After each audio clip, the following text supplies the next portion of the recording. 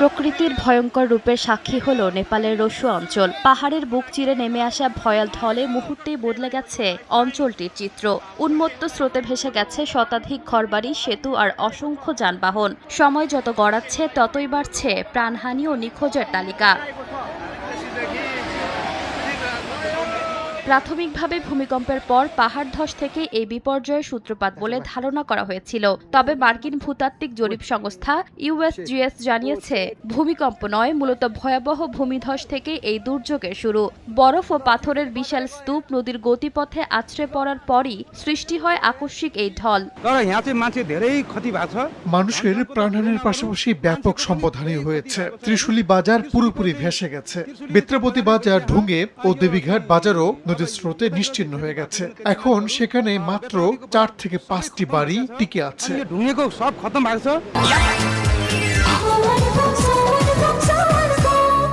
Schwann গ্রুপের একটি পণ্য।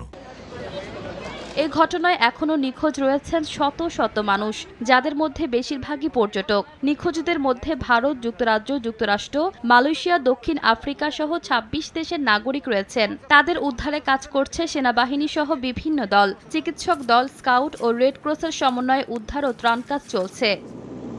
পানির স্রোতে ক্ষতিগ্রস্ত হয়েছে সড়ক ও গুরুত্বপূর্ণ অবকাঠামো। কাঠমান্ডুর সঙ্গে সংযোগকারী প্রধান সড়ক বন্ধ হয়ে যাওয়ায় ব্যাহত হয়েছে যোগাযোগ। পাশাপাশি বিদ্যুৎ সরবরাহ বিঘ্নিত হয়েছে।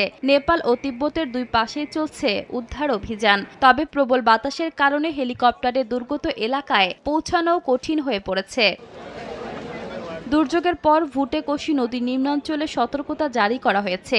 নেপাল সরকার জানিয়েছে, বেশ কয়েকজন পুলিশ কর্মকর্তা সহ বহু সেনা সদস্য নিখোঁজ রয়েছেন। সব ধরনের সহায়তার ঘোষণা দিয়েছে প্রধানমন্ত্রী। কর্মকর্তাদের আশঙ্কা, এবারের ক্ষয়ক্ষতির মাত্রা গত বছরের ভয়াবহ বন্যাকেও ছাড়িয়ে যেতে পারে। নেপালের পাশাপাশি তিব্বতের অংশেও ব্যাপক ক্ষতি হয়েছে বলে জানিয়েছে স্থানীয় কর্তৃপক্ষ। ইশিতা আক্তার, সময় সংবাদ।